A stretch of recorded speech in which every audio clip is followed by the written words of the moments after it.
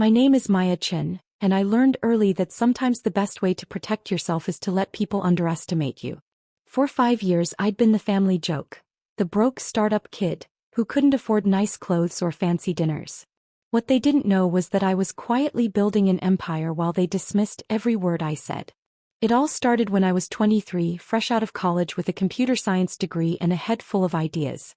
My older sister, Rebecca, had just launched Anderson Tech, a promising software company focused on enterprise solutions.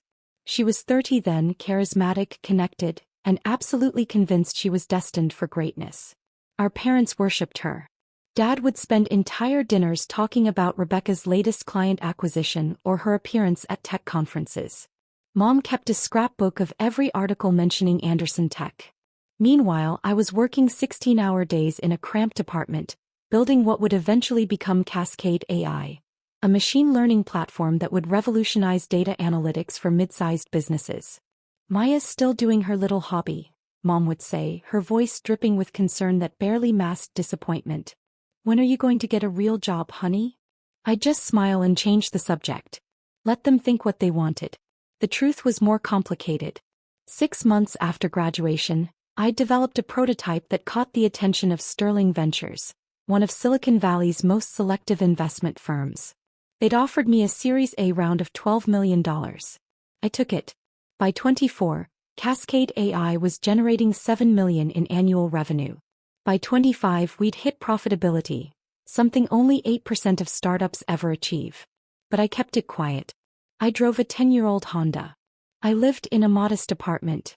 I wore the same 5 outfits on rotation. My family saw what they expected to see, a struggling entrepreneur too proud to admit failure. What they didn't see was the investment portfolio I was building on the side. In 2020, Rebecca came to me desperate. Anderson Tech was running out of runway. She'd burned through her initial funding faster than expected, and investors were getting cold feet. The company was 90 days from shutting down. Maya, I know we haven't always. I know I've been hard on you, she said over coffee, her hands shaking slightly. But I need help. I need capital and I need it fast. I could have said no. I could have reminded her of every dismissive comment, every eye roll, every time she'd introduced me to her colleagues as my sister who's trying the startup thing. Instead, I saw an opportunity. How much do you need? I asked. $4.2 million would get us through the next 18 months and fund the product expansion we've been planning. I nodded slowly, pretending to consider it. In reality, I'd already made the decision. I know some people. Let me make some calls. What I actually did was create an investment vehicle called Meridian Capital Group. It was a legitimate LLC with proper legal structure, but the beneficial owner was hidden behind several layers of corporate protection. I routed the investment through Sterling Ventures. They were happy to serve as the nominal investor in exchange for a small fee and the opportunity to potentially participate in future rounds. 2 weeks later, Rebecca got her $4.2 million from Meridian Capital Group, represented by Sterling Ventures. She never knew I was behind it. The terms were fair but structured to give Meridian, which meant me, significant control.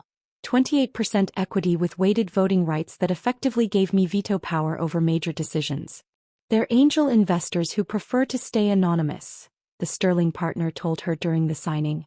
Very common in the industry. They like your vision and want to see Anderson Tech succeed. Rebecca was ecstatic. She called me that night, breathless with excitement. Maya, you won't believe it. We got the funding. We're saved. That's amazing, Beck, I said, genuinely happy for her despite everything. I knew someone would see the potential.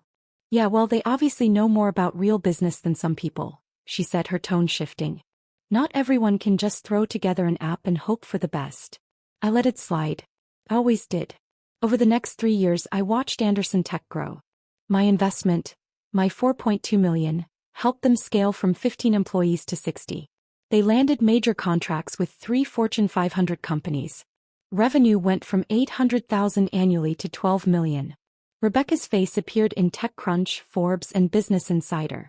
She became the darling of the Midwest tech scene. And at every family gathering, she made sure everyone knew about her success. Anderson Tech just closed another major deal, she'd announce at Sunday dinners. We're projecting $18 million in revenue this year. That's wonderful, sweetheart, Dad would beam. Maya, are you still working on that? What was it again? Cascade AI, I'd say quietly. We're doing okay.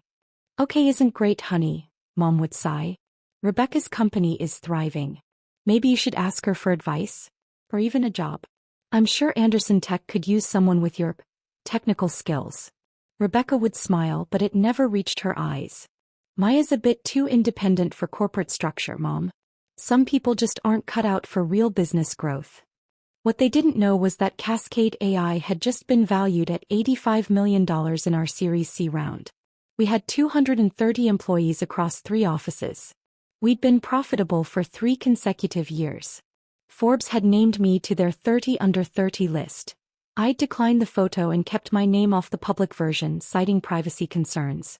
The industry knew my company, but I'd carefully kept myself out of the spotlight. I had my reasons. Partly, I wanted to build something real without the pressure of family expectations. Partly, I was curious to see how long they'd keep dismissing me. But mostly I was protecting myself. I'd seen what attention did to Rebecca. How it inflated her ego, how it made her mean, how it turned her into someone who needed to be the center of attention at all times. I didn't want that life.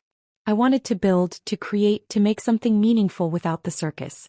Meanwhile, I continued monitoring Anderson Tech's growth as their silent angel investor. I received quarterly board reports.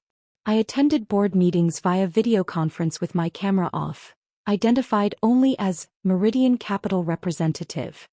I watched Rebecca make presentations, celebrate victories, and occasionally make decisions I disagreed with, but never badly enough to use my veto power. I was proud of what she'd built, even if she'd built it partially on my money and entirely on her dismissal of me. Then came Thanksgiving 2024. Rebecca had insisted on hosting at her new house, a beautiful 4-bedroom colonial she'd bought in an upscale suburb. She spent the entire dinner talking about the house, about Anderson Tech's latest contract, about the vacation home she was considering in Colorado. Real estate is the key to building lasting wealth, she announced, gesturing with her wine glass. That's what separates people who play at business from people who build empires. I was sitting at the far end of the table, Rebecca's seating arrangement not coincidentally, picking at my sweet potatoes and trying to be invisible. Maya, are you still in that tiny apartment downtown? Aunt Linda asked, her concern sounding almost genuine. Yeah, it works for me, I said. Close to the office, affordable. Affordable, Rebecca interrupted with a laugh. That's such a diplomatic way to say cheap. But that's fine, not everyone has the capital for real investment. Uncle James chuckled. How's the app coming along, kiddo? It's not really an app, it's a machine learning platform. While we build real businesses, you play with your little app, Rebecca said, her voice cutting through the room. She smiled, but there was something sharp underneath it. It's cute that you're still trying, Maya. Really. But at some point you have to face reality. Some people are meant to be entrepreneurs and some people are meant to be employees. The table went quiet for a moment, then Dad laughed, that uncomfortable laugh that meant he agreed but didn't want to say it out loud. Mom nodded sympathetically. My cousins looked at their plates. Everyone was complicit in the dismissal. Everyone always was. I mean, it's been 5 years? Rebecca continued, warming to her theme. How much have you made? Anything? Or are you still just burning through your savings pretending you're building something? I set down my fork carefully. My phone was on my lap, under the table where no one could see. I felt that familiar sensation, the one I always got when Rebecca went too far. It was time. I'm doing fine, I said quietly. Fine isn't thriving, sweetheart, Rebecca said, using the same condescending tone Mom always did. Fine is what you say when you're too embarrassed to admit you're failing. Look, there's no shame in it. Not everyone can handle the pressure of real business. You're smart, you're technical. Maybe it's time to accept that your skills would be better used supporting someone else's vision. Like I said, Anderson Tech is always looking for good developers. That's actually a great idea, Dad jumped in. Maya, maybe Rebecca could bring you on board. Give you some stability, some real income. I appreciate the offer, I said, pulling out my phone, but I'm good. I opened my secure messaging app and typed quickly to my investment manager, David Torres at Sterling Ventures. Withdraw all funding from Anderson Tech, execute immediately. Authorization code, CHIN 2024 Theta 7. I hit send. Rebecca was still talking something about health insurance and retirement benefits, but I wasn't listening. I was watching my phone waiting for the confirmation. It came 10 seconds later. Confirmed. Withdrawal initiated. Board notification sent. Legal team standing by. Rebecca's phone buzzed. She glanced at it, frowned, and kept talking. So what do you say, Maya? Want to finally join a real company? Her phone rang. She looked annoyed, checked the screen, and her face changed. It's Gregory, she said, referring to her CEO. I should. Take it, Mom encouraged. Business always comes first. Rebecca answered, her confident smile still in place. Hey Gregory, can this wait? I'm at thanks. She stopped. Her smile faltered. What? Slow down, what are you talking about? The table fell silent, everyone watching Rebecca's face cycle through confusion, concern, and then something close to panic. That's impossible, she said, standing up from the table. Meridian wouldn't. They've been with us for 4 years. They're our biggest. She listened, her face going pale. What do you mean withdrawing? All of it? They can't just. She looked at her phone like it had betrayed her. Gregory, I need to call you back. She hung up and immediately started dialing someone else, her hands shaking. Sweetheart, what's wrong? Dad asked, concerned. It's nothing, Rebecca said, but her voice was tight. Just, there's a situation at work. I need to make some calls. Her next call went to someone else on the board. I could hear her voice rising even though she'd stepped into the kitchen. David, it's Rebecca Anderson. What the hell is going on? I just got a call that Meridian is withdrawing their entire investment. That's $4.2 million. They can't just. I could hear David Torres's calm voice through the phone, too quiet to make out words but clear in tone. Professional, final, non-negotiable. Legal grounds. Rebecca's voice cracked. What legal grounds? We have a contract. They're an angel investor, they're supposed to. She listened and I watched her face crumble. Their investment agreement allows withdrawal with 30 days notice for any reason? That can't be. I need to see the original documents. I need. She stopped talking. Listen. Then very quietly said, who is Meridian Capital Group? Who's actually behind it? I knew what David was telling her. That information was confidential, protected by multiple layers of legal structure, and not available for disclosure. Rebecca came back to the table, her face ashen. She looked at everyone, her perfect Thanksgiving dinner falling apart in real time. I need to go, she said. There's a crisis at the company. I have to. What kind of crisis? Dad demanded. Our primary investor is withdrawing their funding. $4.2 million. It could destroy the company. I thought you were thriving? Mom said, confused. We were.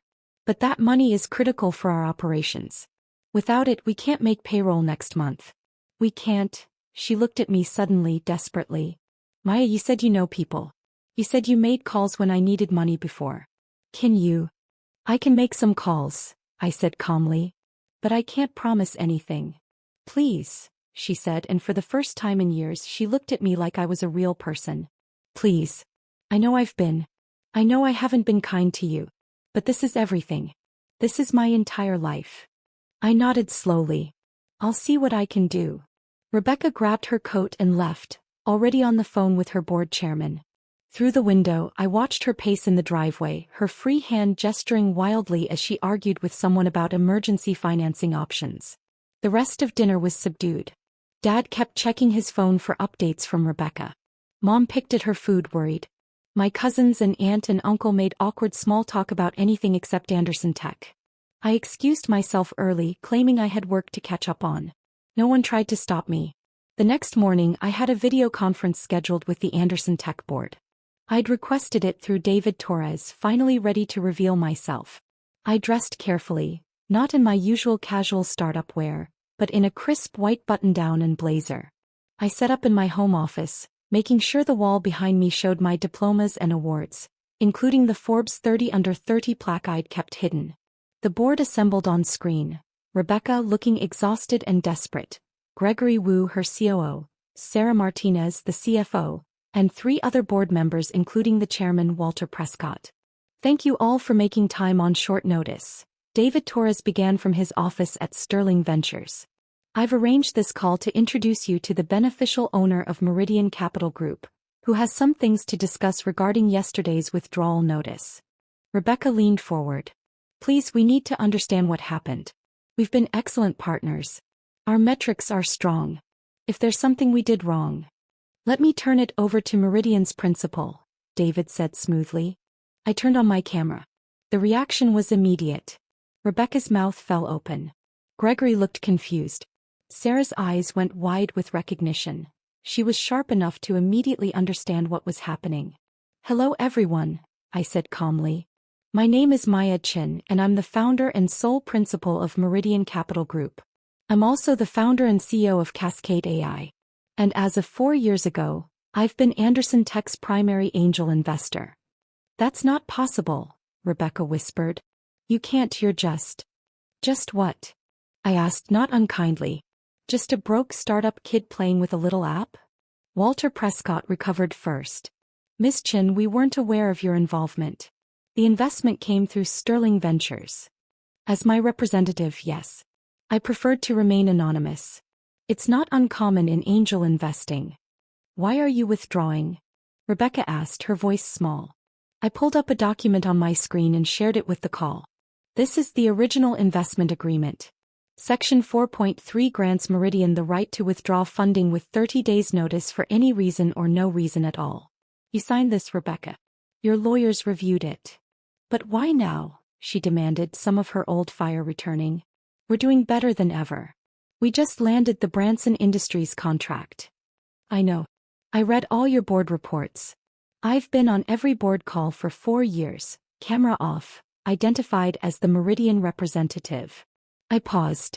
I've watched you build something genuinely impressive. You're a talented entrepreneur, Rebecca. You have vision and drive. Then why?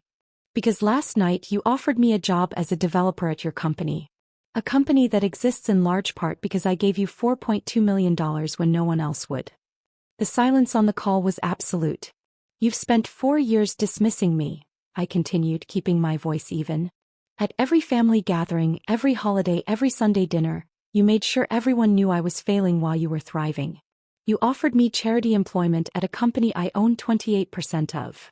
Gregory was frantically typing on his laptop, clearly pulling up the cap table.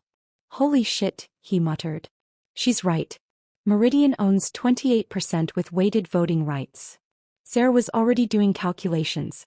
If Meridian withdraws, we have approximately 45 days of operating capital. We'd need to secure replacement funding or you'd have to shut down, I finished. I know. That's what happens when your primary angel investor decides they're done.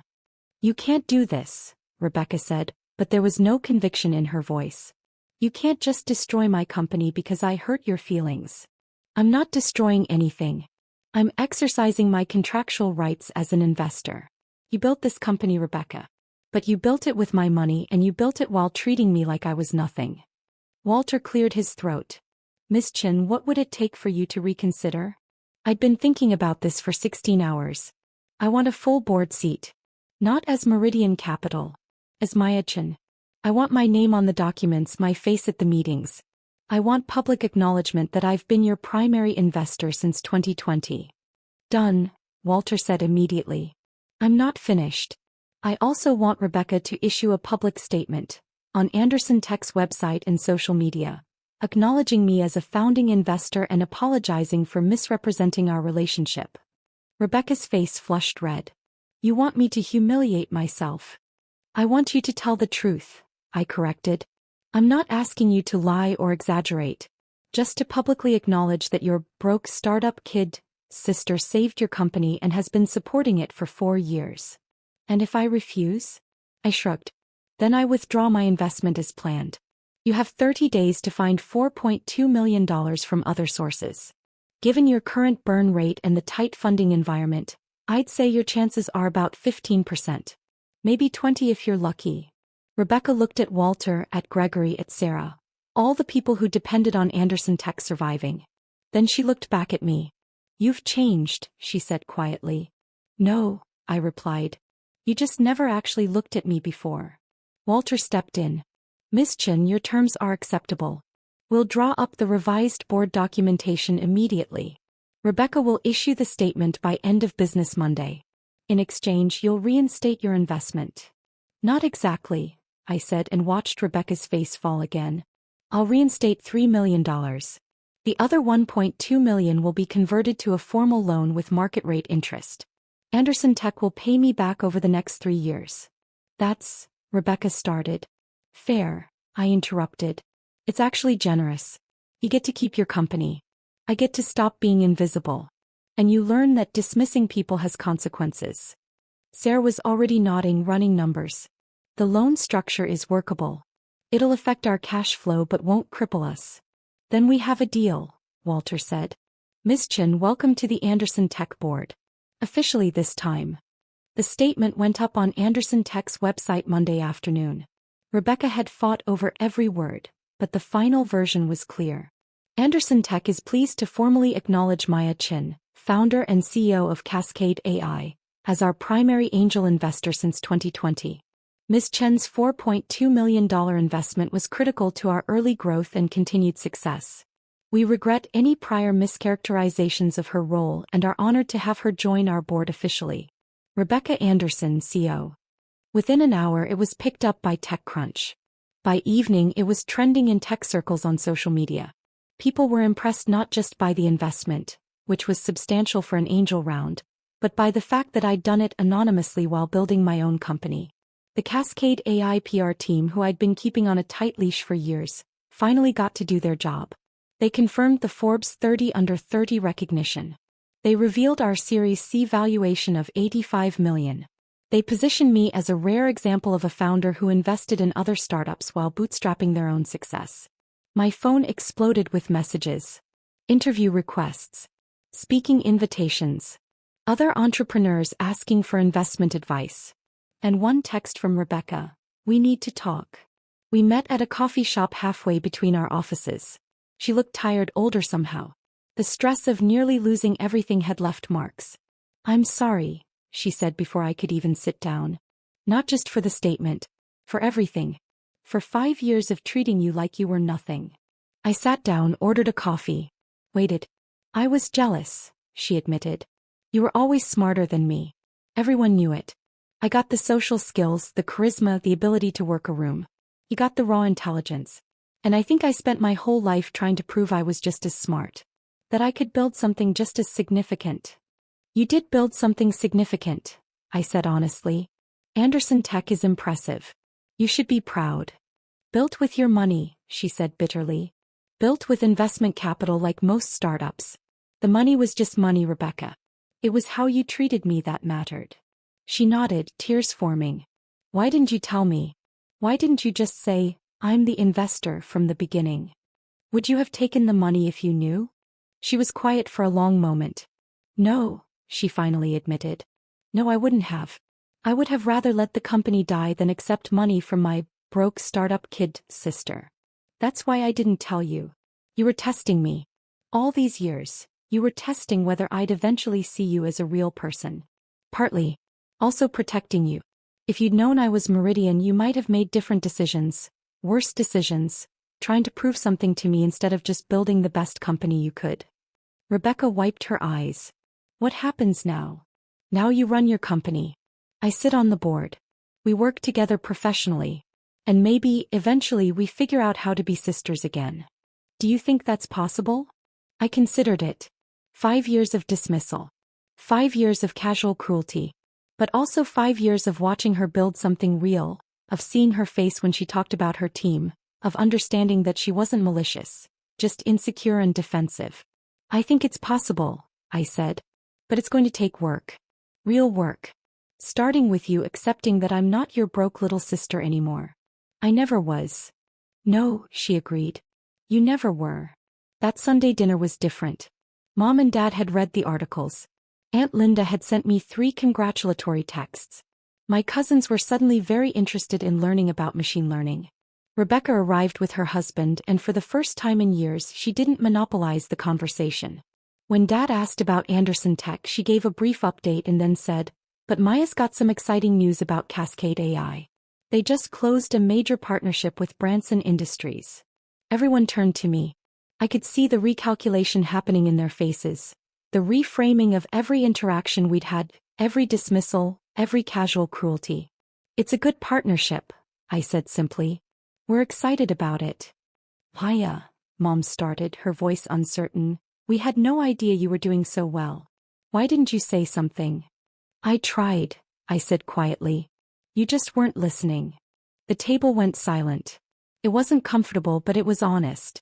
Well, Dad said finally, clearing his throat, we're listening now. Rebecca looked at me across the table. There was something different in her eyes. Respect, maybe, or the beginning of it. We all are, she said. It wasn't an apology. It wasn't redemption. But it was a start. Later, after dinner, Rebecca found me alone in the kitchen. The loan payments start next quarter, she said. $300,000 every 6 months for 3 years. I know. Sarah sent me the schedule. We'll make every payment on time. I promise. I know you will. She hesitated, then asked, did you really build Cascade AI to $85 million while investing in my company and living in that tiny apartment? Yeah. How? I smiled. Turns out when people underestimate you, they leave you alone to work. No pressure. No expectations. Just you and the code and the vision. It's actually pretty liberating. I made that possible, she said, not quite joking. By being terrible to you. You made it necessary, I corrected. There's a difference. She nodded slowly. For what it's worth, I am proud of you. Really proud. I was just too insecure to say it before. I know. And for what it's worth, Cascade AI is genuinely impressive. Better than Anderson Tech, honestly. Different, I said. Not better. Different markets, different challenges. You built something real, Rebecca. I just got tired of you pretending I hadn't. She laughed, but there were tears in it. I'm going to do better. As a sister, as a person. I promise. I'm going to hold you to that. I know. You hold everyone to high standards. It's one of the things that makes you a good investor. We stood there in the kitchen, two sisters who'd spent years misunderstanding each other, finally starting to figure it out. You want to know the irony? I said. What? I was never trying to compete with you. I never wanted to prove I was better or smarter. I just wanted to build something meaningful. And I wanted you to see me. I see you now, she said. Finally. It was enough. Not perfect, not healed, but enough to build on. 6 months later, Anderson Tech made its first loan payment to Meridian Capital Group. $300,000 on time and in full. Rebecca sent it with a note, first of 6. Thank you for believing in me when I didn't believe in you. Cascade AI raised a Series D at a $400 million valuation. I finally moved out of the tiny apartment into a modest house with a nice home office. I bought a car that was only 8 years old instead of 10. And I accepted an interview with Forbes, camera on, name public, ready to tell my story. The article ran with the headline, The Silent Investor, How Maya Chin Built an $85 million company while secretly funding her sister's startup. Rebecca texted me when it published, You could have destroyed me. Instead you saved me and taught me something. I'm grateful for both. See you at Sunday dinner. I texted back, See you there. Sometimes the best revenge isn't revenge at all. Sometimes it's just finally being seen for who you actually are, and watching the people who dismissed you realize what they almost lost. My name is Maya Chin. I'm the founder and CEO of Cascade AI, valued at $400 million.